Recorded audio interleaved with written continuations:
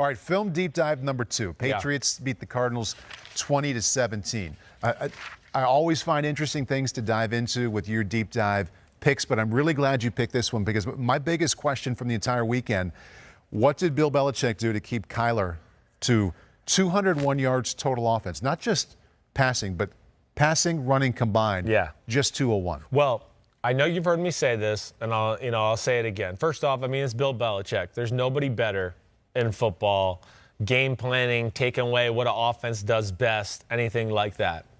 I think the second thing I would go to, and you've probably heard me say this a few times over the last few weeks, the Arizona offense does not pose a lot of problems to defenses. And I mean that as a scheme-wise. Even with Kyler Murray back there? Well, I'm just saying the offense. I'm not saying him. He's the problem.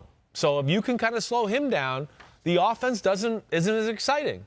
Just as we saw last week with the loss against the Seahawks, just like we saw with the Hail Murray game where, again, that game he's thrown for 198 yards if he doesn't hit the Hail Mary pass touchdown. So it's showing you that if you slow him down, the offense actually isn't that good. What do you want to go? It reminds me of listening to you the past couple of years talk about Russell Wilson, the Seahawks offense this way, that you wish they would help him more. Yes. They kind of wait for him to be Russell, the MVP, right, to carry them through. Right. And there are ways they could help him make it easier. Yeah, right. Same thing with Arizona? Same, a little different style and approach. It is, of course, they're always about the spread concepts, doing that type of stuff. Now, they had a different approach on offense yesterday that was interesting. They tried to get big and play 3 tight ends. And Pete, I don't know if you can look it up here on the fly, but how many times did the Cardinals play 2 and 3 tight end sets yesterday as compared to maybe the rest of the year? It seemed like more. I would think their big reason is, why do we want to let New England put all their great secondary and linebackers and safeties on the field and make things real confusing on us and all that? Let's just try to get in some of these sets here and get their slow base personnel defense out there, because they have some really slow middle linebackers when you play base line. And I think they thought, we'll do that. We'll run it on them because they're not great at stopping the run. And then some of those tight ends every now and then will split out and get in the shotgun, and those slow people will still be on the field, and we'll make things happen. At Tanner Morris 51 asked a question here via Twitter that I think is right in your wheelhouse for what you're thinking about right now. Did the Patriots secondary just do a good job on Arizona's receivers all day, or did Kyler leave yards out there and miss open guys?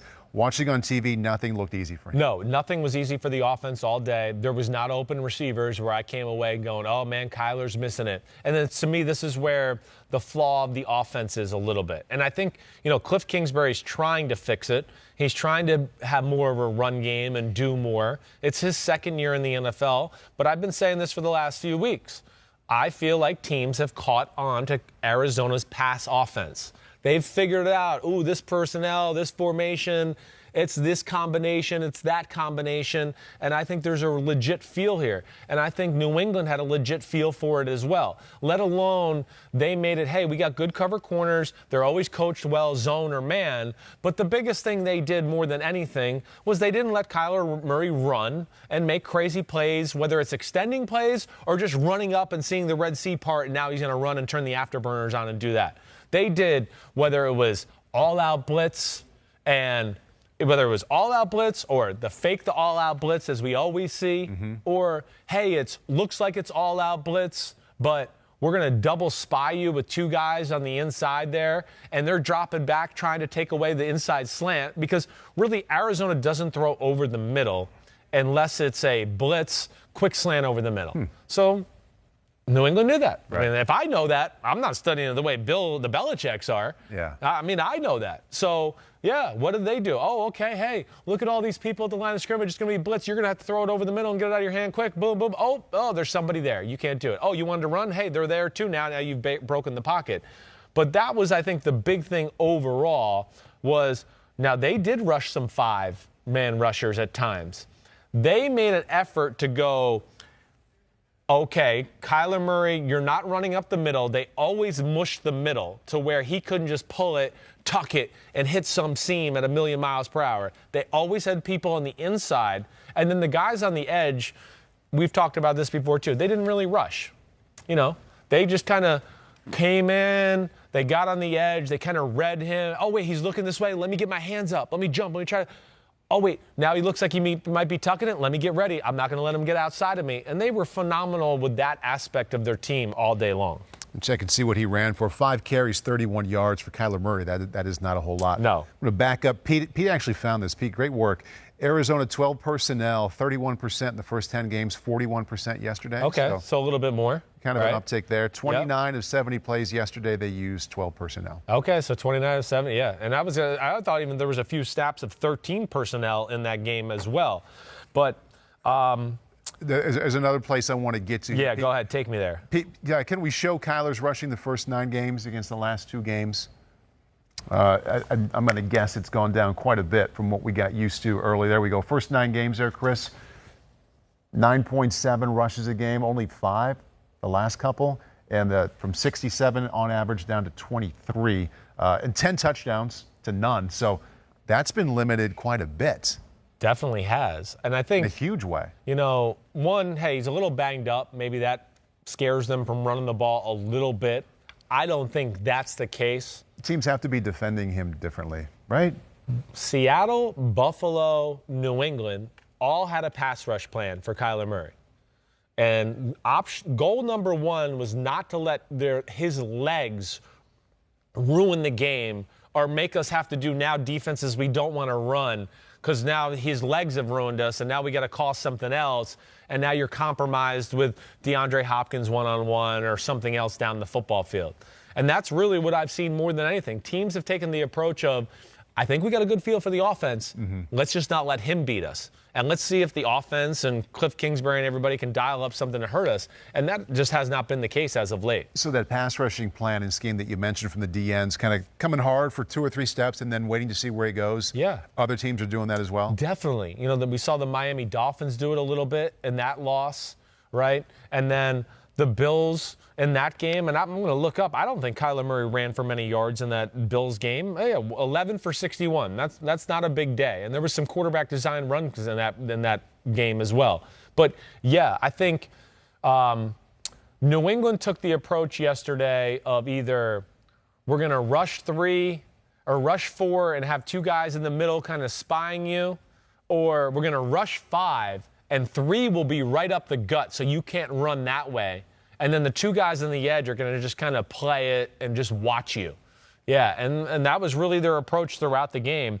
And if they didn't blitz, they wanted to play zone, just like they did against Lamar Jackson. Because why? Why do you want to play zone?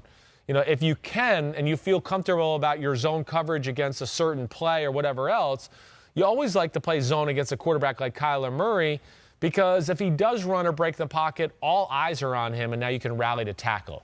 And I learned that from my days in Tampa with Michael Vick and all that. Yeah, we wanted to play zone when you played him. Mm-hmm. So, oh, no, he got outside.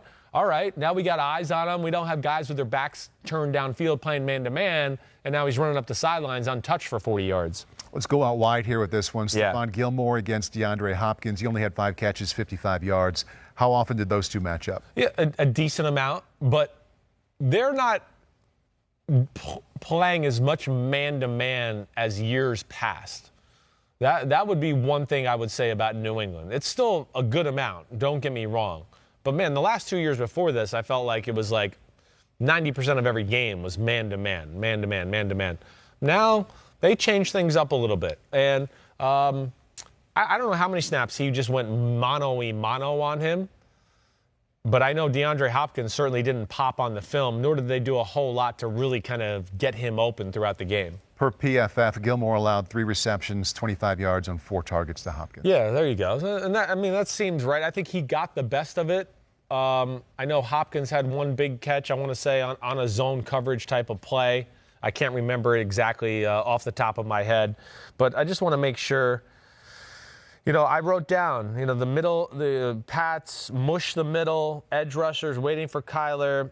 I wrote everything about the game plan is really just don't let Kyler run and make plays. And I wrote Cardinals can't create a big play. They really can't. And, of course, those events that happened before the half, that was a huge moment. It's 10-7.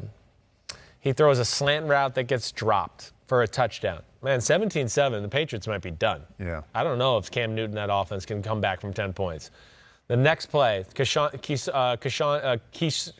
Johnson over the middle. Knee goes down just before he reaches over the goal line, and then they go for it with Kenyon Drake up the middle. That was a huge turn of events right there and that point there. And, of course, gave the Patriots great momentum going into the second half. Which one of these two teams do you think will be the more significant one late December? Which of the two teams is more 1 month from now?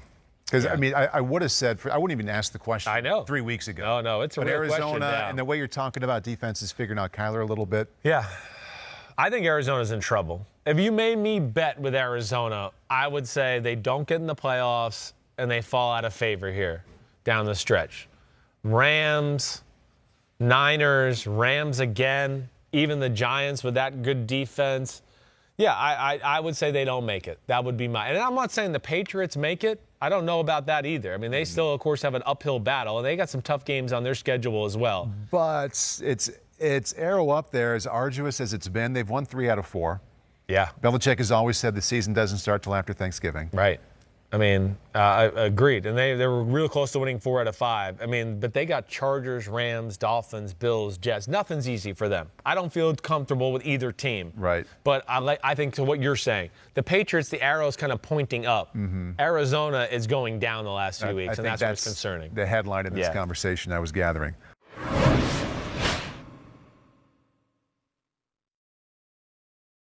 Hi, I'm Mike Tirico, and thanks for watching. Make sure to hit subscribe for the latest news and highlights from NBC Sports.